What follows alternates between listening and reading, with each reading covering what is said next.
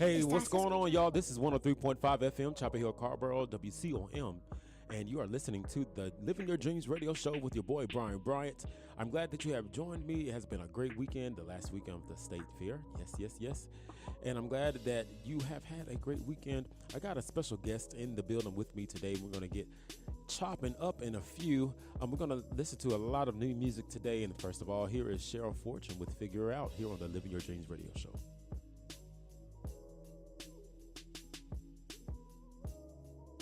All right, that's Cheryl Fortune from her new album, Simply Cheryl, and the song is called Figure Out. Like I said, I have a special guest with me in the building, and I met him via social media, via my cousins Travis and Adrian. Shout out to them.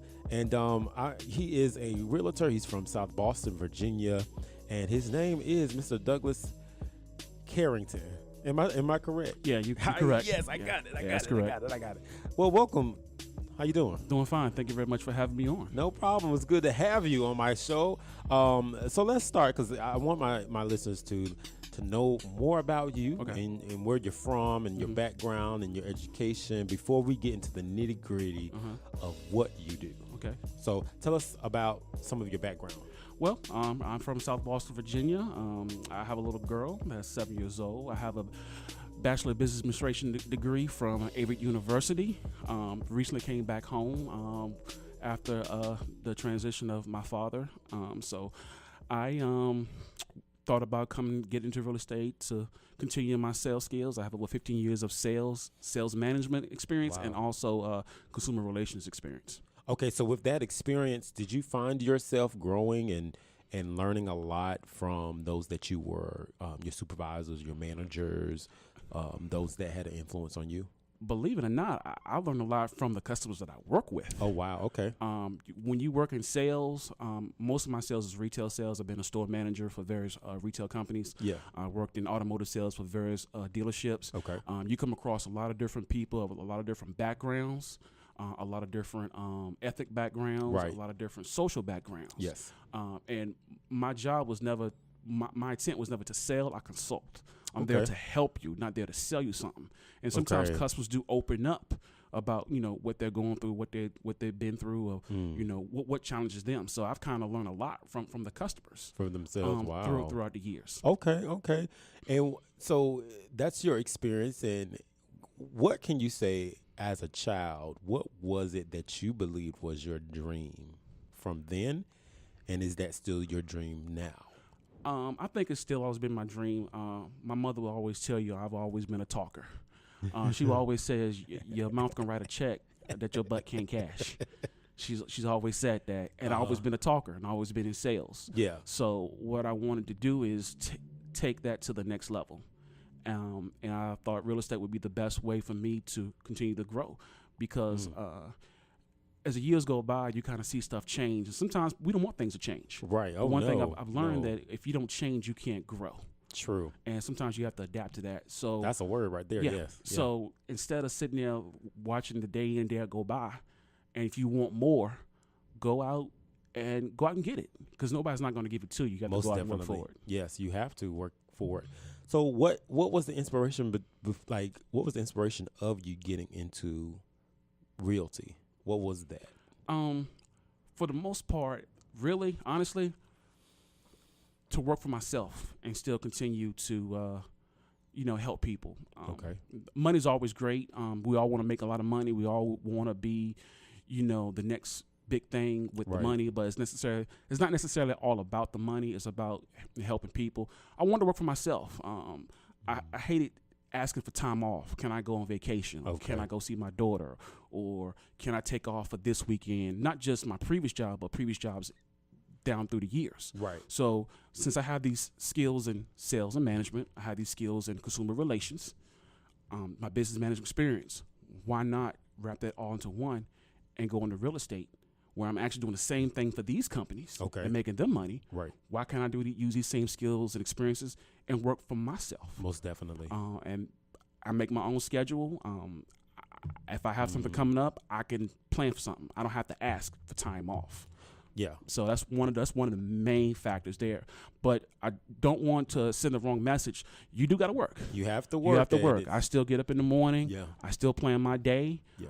I still. You have to be good at time management. You do have to be a time manager because sometimes you can get lazy and you watching YouTube or you watching a movie or you watching certain things, but you have to be disciplined. Right. And also too, if you don't work, you ain't making no money. That's so true. Basically, you have to still get out and you have to work. And also, too, you have to continue to learn. There's always things changing every day. That's real big. With my company, I'm affiliated with Keller Williams Elite out of the South Point office. Okay. And we always have training every day during the week. And we have a calendar. So I pick and choose what I'm going to attend this week to learn to grow myself and to grow my business. Okay, so is the field of real estate and realty, does it change as rapid as other fields? I would say that what changes the most is the market, buyers and sellers. The foundation and concepts never change per se. They're still using the same concepts from years ago, as far as appraisals, mortgage rates and so forth like that. If anything, it really changes. Of course, the National Association of Realtors and also your local brokerage is going to let you know what changes have coming down. But for the most part, not that many major changes as far as the foundation and concepts, but of course, new styles of homes are changing, markets are changing, types of clientele are changing, but the foundation is still there. Do you feel? And I know that when 2008 hit, that's when I graduated from college. That's when the country got hit economically, and we went into a depression or recession. From then to now, in 2017, almost 10 years, in the present climate, is it on the up or where's it at? It's definitely on the up. And why is it? I would say it's on the up because people are rebounding. People are making more money now. People are want to, start renting versus buying. Right now, the market's hot here in the area. Homes do not stay on the market long. Now, I want our listeners to know that we're going to talk about how to get in the market.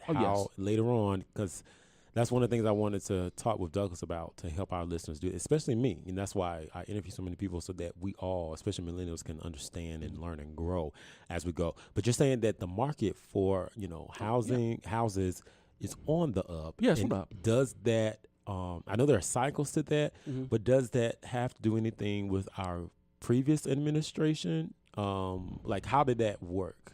With the crash of 2008? Yes, in like the administration of President Barack Obama. Like during that era, did it help? I think with the job growth, when he came into office in 2008, he passed a lot of stimulus bills to jumpstart the economy, and I think the reflection of the housing market now is a reflection of job growth because people cannot buy anything unless they have income, more income and disposable income, and I think because of that, it's on the rise. Now, the market crash of 2008 was based on a lot of underlying investment strategy trading. One of the movies I saw is called The Big Short. It kind of gives you a kind of synopsis of what really happened in the market, but things have rebounded since then. Wow. If you're listening to us and you have a question for him, I didn't tell you that you may get questions today, but I think that some might have questions. You can call in at 919-246-9639. Just call in. The number is 919-246-9639. And Douglas, can you give us more information about entrepreneurship and as on your journey to success? It's a big step. It's really a big step to go out to be an entrepreneur. It's not like a job where you get up and go through Monday through Friday, 9 to 5. You have to go through other avenues. One thing that I do in my entrepreneurship that I learned from my sponsor, shout out to Trish Adams out of Keller Williams North and Greensboro. You have to have multiple streams of income. So I have other multiple streams of income that I feed into my business that works around my real estate schedule. One thing about entrepreneurship, you have to have a plan. You have to have a plan. You have to have funds, like with real estate. Some people are fortunate to get out there and have their first sale within a couple of months. Some people might take 3 or 4 months. Instead of before you make that big leap, have a plan. Do you have money saved? to take care of your financial expenses while you're generating that pipeline? Or do you have another type of employment that work around your schedule? Or sometimes if you're not ready to make that jump, do your 9 to 5 regularly and then do your entrepreneurial thing on the side. And then once as that entrepreneur aspect grows and grows and grows and you're financially ready, you can make that leap. Got it. Sometimes you take baby steps before you have to take that giant big step. Right, and that's very important. I know that from experience. That is so important. When we come back, we're going to talk about the do's and the don'ts and the how-tos and et cetera, and talking about buying a house and what that looks like for us. Here is Molly Music with Loved by You featuring Jasmine's. Again, Mr. Douglas, he is in the house, and we ended off our conversation. We're going to continue it. Douglas, can you talk to us about how to start the process of buying a home and the importance of credit? So if I don't have good credit, what do I need to do? Well, first and foremost. By the way, I do have good. Well, that's great. So I just credit is definitely a big key. I think the major cornerstone of purchasing a home. Individually, you need to know where you stand. Sometimes you kind of don't want to wait before you go talk to somebody. Get educated yourself a little bit. What you can do is you can get, what everybody don't know is you can get a free credit report each year. Right. From annualcreditreport.com. That's free from each bureau. Okay. Look and see what's on your credit report. Make sure all three of them are, kind of mirroring each other, because some may have something, some may have not. So therefore, you want to get educated first. Okay. If that only gives you a report, it does not give you a score. Mm-hmm.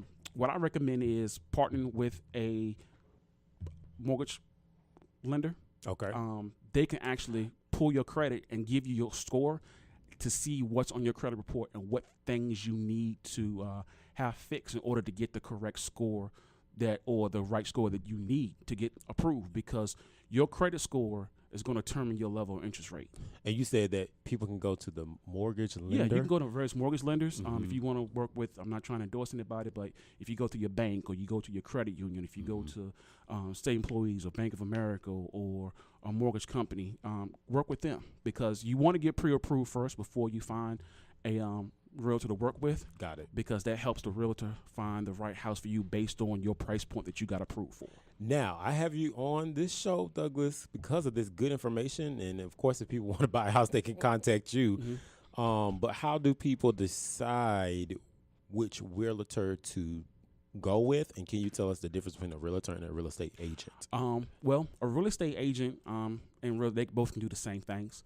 But a realtor is someone who's a member of the National Association of Realtors, and they actually go by code of ethics. Okay. We actually hear about code of ethics, and we necessarily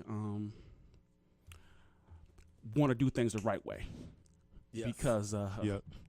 Because you're dealing with a lot of people transactions here. You're just dealing with a lot of money, people livelihoods. So you want to make sure that you're doing proper business practices. Of course, a real estate agent is someone who's just a regular agent who's licensed and is not associated with the National Association of Realtors.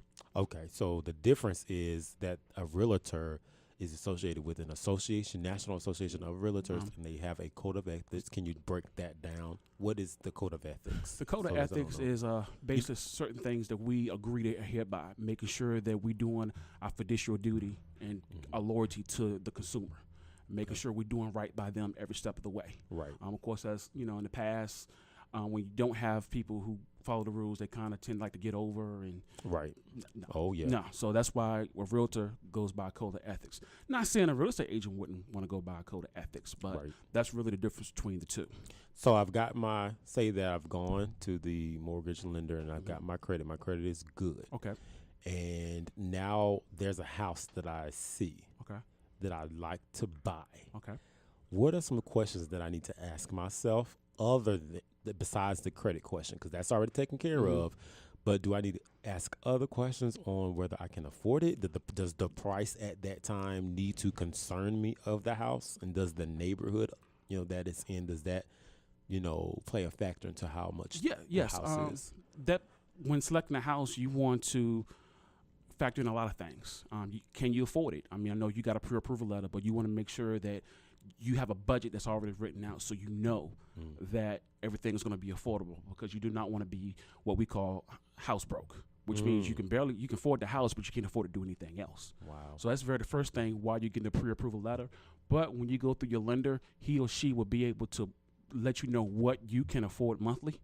Okay. As far as what you get approved for, and break it down to a monthly standpoint, so you know what would be your monthly mortgage payment. Okay. On that note, then you want to decide, okay, I'm approved for XYZ amount. What do I need? What do I need versus what I want? Okay. Sometimes your needs come before your wants. Right.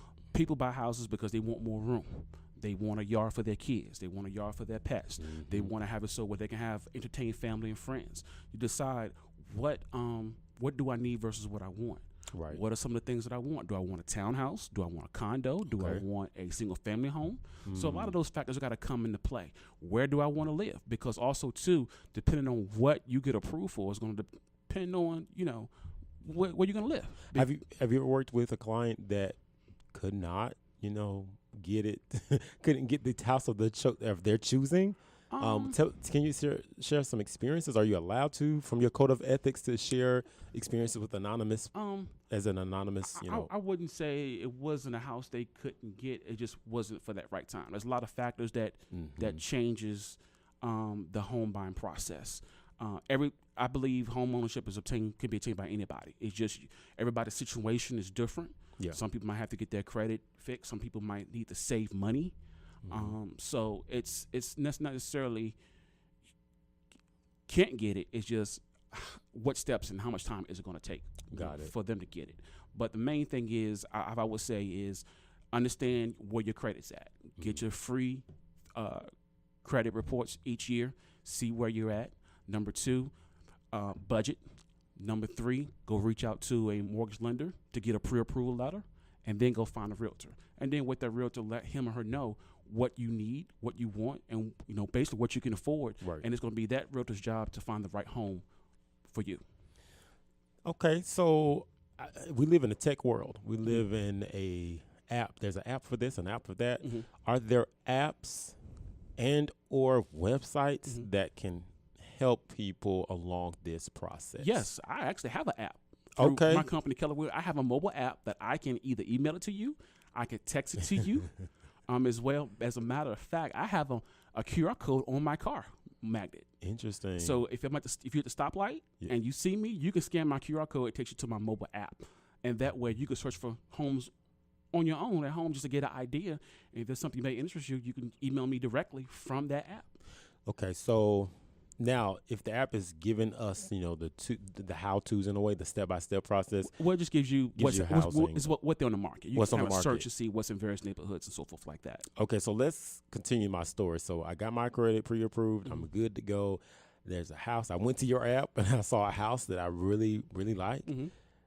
Do I call the realtor, and say, when can I see this house? Yeah, you can call me, or you can have a realtor your choice, because the realtor is hired, so you get to pick and choose. You might know someone at your church. You might know someone at your social gathering that may know someone, a realtor. So once you get the pre-approval, that's when you can pick a realtor your choice. And of course, it's kind of a two-way scenario. You want to pick someone that's going to be a good fit and good match for you, because sometimes, different people have different, personalities and so forth like that. But, find a realtor that's going to be, going to be the best fit for you, and have them set you up and go out and show the house. Okay. But also, too, never get sold on the first house, because you want to look at a few houses, because there's stuff coming on the market every day. So my thing is, don't put all your eggs in one basket. Make sure you get an idea, because there'll be some things you might want, but you didn't think about that wasn't in that house. Yeah. And now you got this mortgage and you in this house. So you definitely want to take your time. And that's why it's important that you sit down with a realtor. Okay. So that person, he or she, can actually break everything down to you, far as neighborhoods, zip codes, schools, jobs. Because like I said, there's a lot of factors when it comes to where am I going to live once I'm ready to purchase a house. Do I want to be close to work? Do I want to commute? Do I want to be in the city? Do I want to be in the county? Like I said, you want a townhouse or a single family home? It's just going to be various different scenarios when it comes to picking and choosing. But back again, definitely you want to get your credit together, and also be safe, because there's a lot of expenses when it comes to purchasing the house. You may need a down payment. Okay. You may need money for closing costs. You may need money for what you call it? We call it something here in North Carolina, but we don't do it. The due diligence fee. Okay. So there's always certain fees. So talk about the fees, though. I mean, just it's regular. What is what? So you say due diligence. Due diligence. Fee. So basically, due diligence is once you sign, a contract with the seller, you have a certain period of time to do everything like a home inspection, termite inspection or other things. And then if you decide not to purchase the home, you have to pay that fee to the seller because he took the time to take the home off the market. It's like a damages fee. Right. But usually it's not a lot. But usually closing costs could be a lot. And also a down payment depends on what you get approved for. Right. Because different lenders have different lending practices. So some may require down payment. You might qualify for a first-time home buyers program. Yeah. But still, most importantly, definitely look at your credit and definitely start saving. Okay, so now let's continue the story. I sat down with you. I've looked at a few houses, but the house that I, really like, I want to settle in and I want to buy that house. What we can do, once we find the house you want, I will submit an offer to the seller. Okay. We'll write up a contract. And the realtor, myself, would actually do that and send that to the listing agent of the seller, and we can see whether they accept our offer or decline our offer. If they decline the offer, how does that process work? Basically, everything is relayed between the listing agent and the buyer's agent. So it's my job to work for you and be a filter. So it's never directly to you. It's always coming from the listing agent to the buying agent. And I'm the one that goes back and forth to, to talk for you, to speak on your behalf. Okay. Mm-hmm. How long can that take? It could take, depending on the home, you can get multiple offers. It could take a week. It could take 2 weeks. It just depends on the circumstances. But the seller, when they're ready to sell, they're ready to sell. So it could be just like that. Houses can be sold in one day. I've seen houses go on the market in the morning and have a written offer on it that afternoon. Wow. So it's a very quick process sometimes, but also too it can be a very long drawn out process. It depends on the situation, it just depends on the seller, depends on the buyer, because when you have multiple people involved, it kind of can change the scenario of things. I think we're gonna break this up because I got more questions I want to ask too regarding right before the final stamp is. I get the key to the after of that and see what it looks like after I get the house. Okay. What's the role of the realtor in that, and what's the role of the homeowner at that time? All right, so I have Douglas Carrington with me this evening on the Living Your Dreams radio show. We'll be right back. Here's the Walls Group with And You Don't Stop, new music. And You Don't Stop by the Wall. I got Douglas Carrington in here with me. And can you share some of your information just in case people want to contact you, Douglas? You can reach me via cell at 919-808-2790.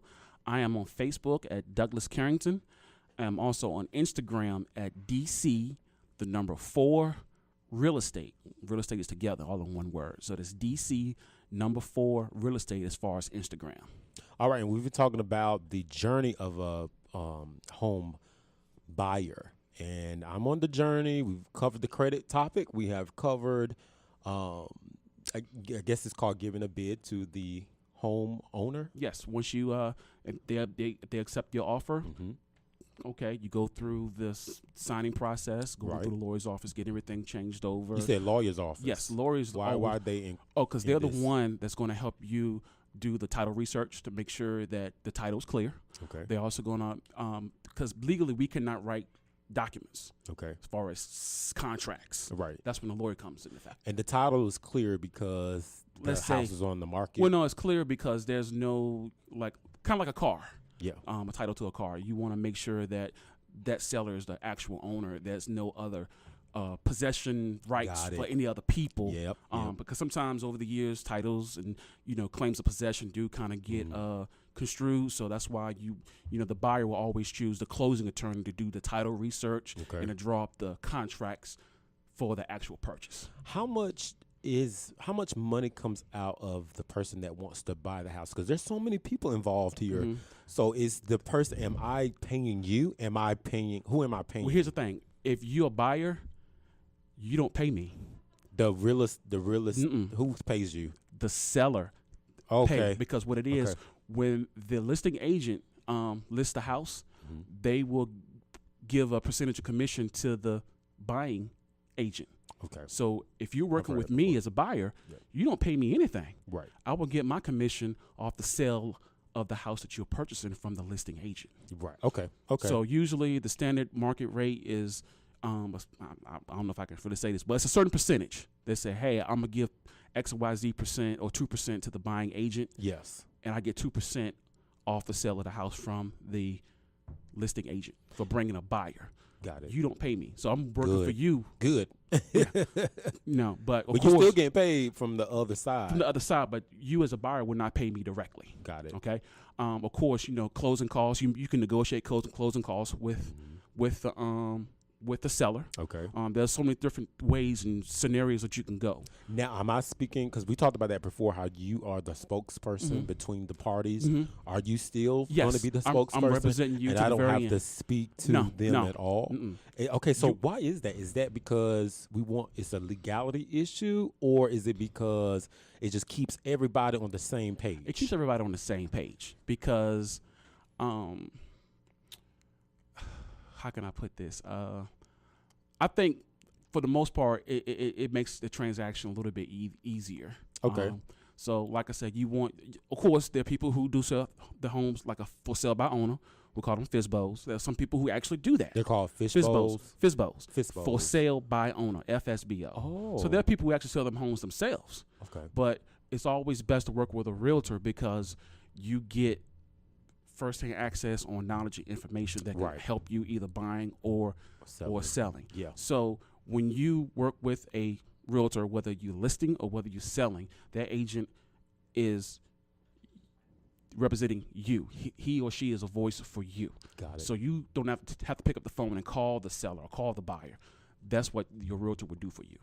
I'm talking to Douglas Carrington here in the studio on the Living Your Dreams radio show. And you know what, Douglas, it seems like every profession has been confronted by one thing, and that is reality TV. Mm-hmm. When I turn on reality TV, whether it's HGTV, whether it's VH1, I no hate there, but how accurate are some of those shows when we talk about flipping a house with you? That's not necessarily your forte, I would say. What is it that can help people discern what's real and what's not accurate? Consult your local realtor. TV is TV. I like, watching certain reality shows. That's entertainment. Right. Not edutainment. Come on. So you want to get the facts straight. It's great that they see, we saw a house for XYZ. We think we could flip it for XYZ. That's great. Yeah. But what they don't show you is the problems that they run into with permits, the problems they run into with overrun the budget, a contractor may be running out on them. Yes. They're not going to see you that because it's entertainment. They need ratings. If you want to get the first hand of buying a home or selling a home or just need information, consult your local realtor. What are some, what are some certifications or letters behind the name that will let me know that this person is a legit realtor? Well, what distinguishes you from? Like with me, you have to ask for that card because when you get licensed in the state of North Carolina, they're going to give you a card. Ask that person for their card, and it will give you their license number. Okay, so every realtor card. So everybody's supposed to have that on their person at all times. Okay. Like with me, I have on my uniform because he has his whole uniform. He got his shirt on, he got his name tag, and the realtor pin. Yeah. Pin. Here's why. Out of all my jobs I've had, I always had a uniform. Okay. So I don't have a lot of clothes. I've worn uniforms for my whole entire work career. Right.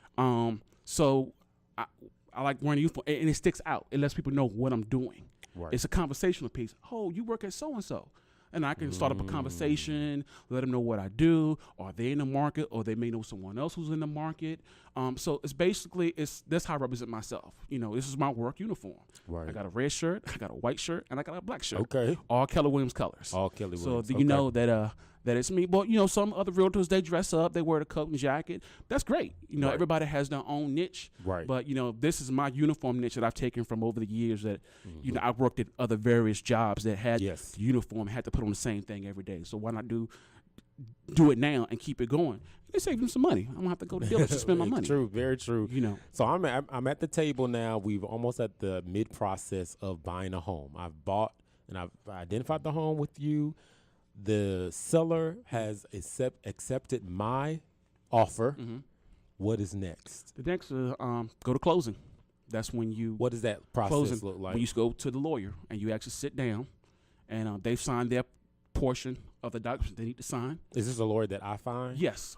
Usually when you're working as a buyer with a buyer's agent, the buyer's agent will give you at least a list of lawyers that they work with, and they give you the opportunity for you to choose which one you may think that's for you. You may have someone already, or you may not. You can go off that list, or you can do your research. But you, as a buyer, have the obligation to find your own closing attorney. Okay. Mm-hmm. And in that process, how long can the closing process be? 1 day, usually, or longer. It just depends on the circumstances. If the loan is good, the mortgage company has everything that they need to back the loan. The title search has been done. All the necessary signatures have been signed. All the money that is needed for closing is there. So usually it could be 1 day, or it could be numerous days. That's why it's very important for the realtor to be on top of things, to see you from point A to point B. You just brought up something, loans. Mm-hmm. Do you have to have a loan to buy a house? Most people do have a loan. So you don't have to have one, but most people get one because they can't afford it. Yeah, because you're looking for a $250,000 house. A lot of people can't go underneath the mattress and whip out $250,000. So you're definitely going to need a loan. And back to the very beginning, that's where your credit comes into play. Yep. That's why you want to get pre-approved, so you know how much that you can afford based on your income, and that lets your realtor know you approve for X amount, and then he or she can help you find the right home for you based on your needs and desires. But loan is common now. I'm not saying people don't have money to pay cash. I mean, I've worked in automotive sales, so I've seen people whip out the card and buy a car. But it's not uncommon for people to pay cash, but majority of the consumers are going to have a loan. And one of the big advantages of owning a home is you get the interest off your loan on taxes. Oh, nice. Yes. So that comes on the other end. Yeah, it comes on the other end. That's why it's the advantages of home ownership. Because if you have a lot of tax obligations, Uncle Sam's coming for you at the end of the year, you need some deductions. Well, let's talk about that. Taxes on houses. Mm-hmm. So once I buy my house, I have to pay mortgage. You pay mortgage. I have to pay taxes. Personal property taxes, yes.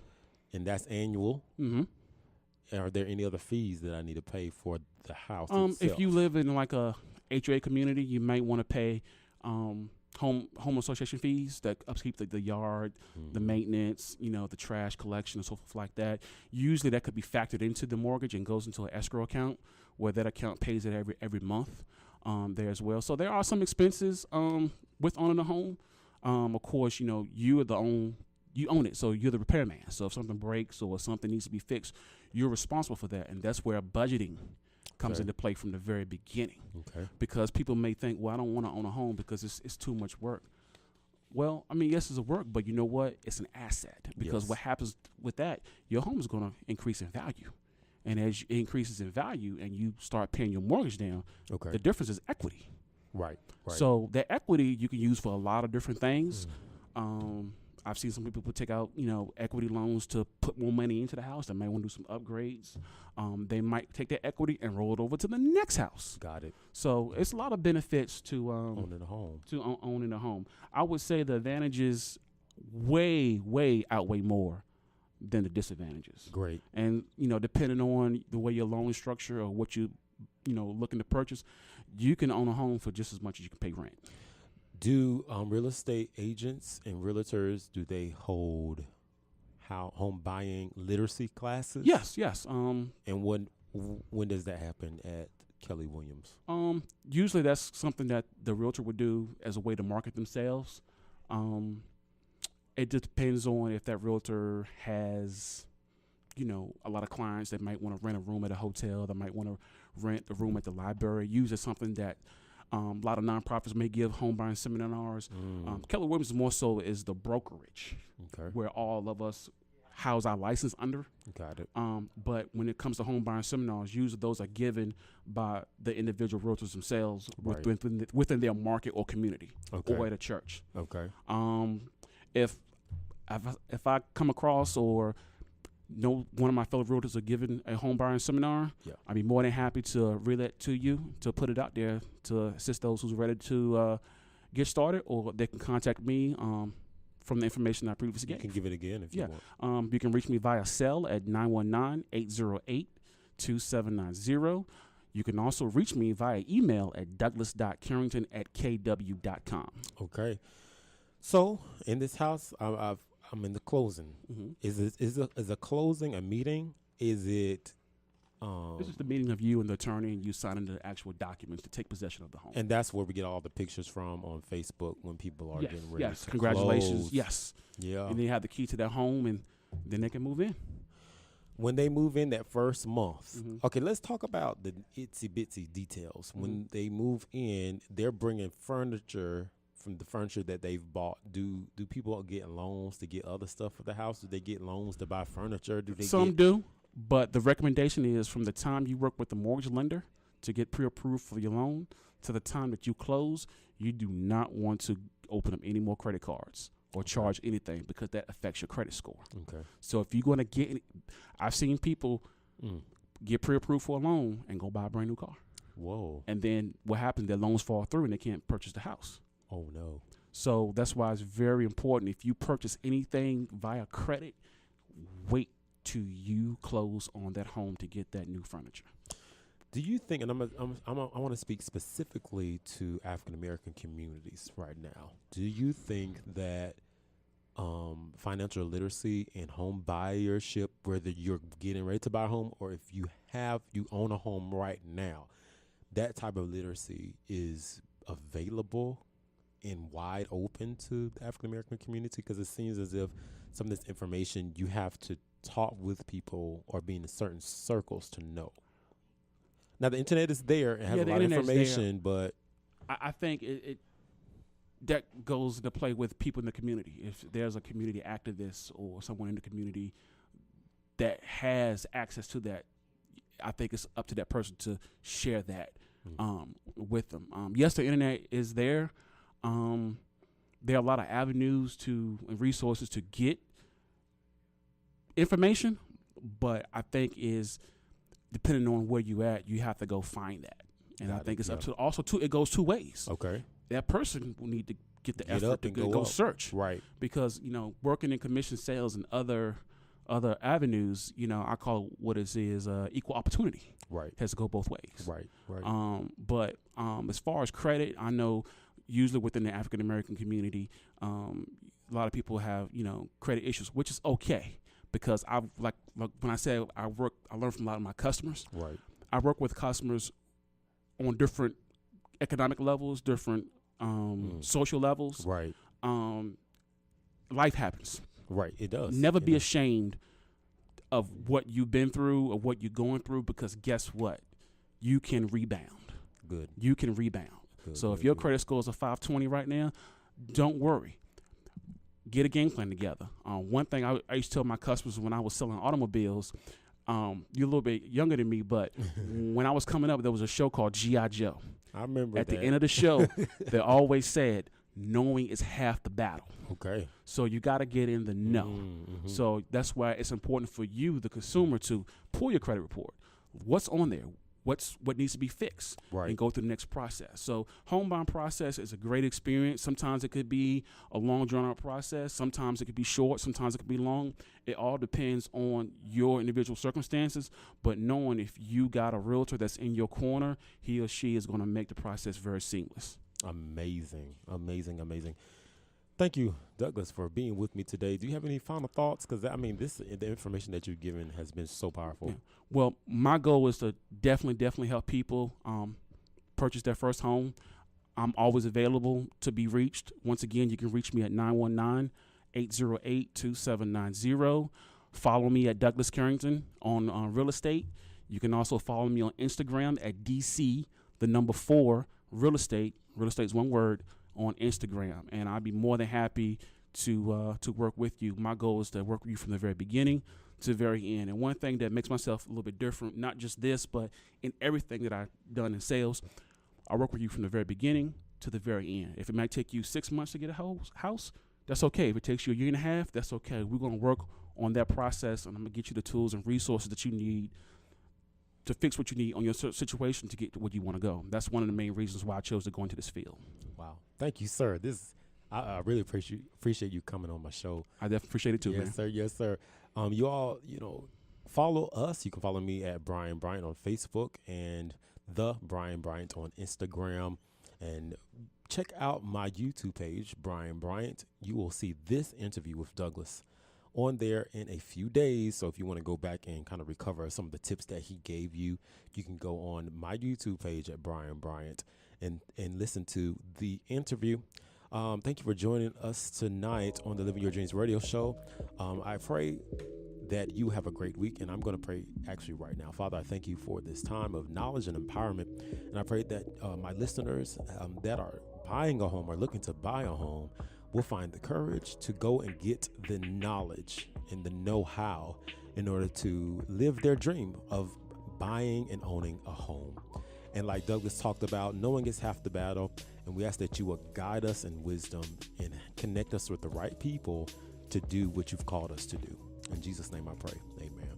I'll see you next week, family, on the Living Your Dreams radio show, 6 p.m. Eastern Standard Time, right here on 103.5 FM.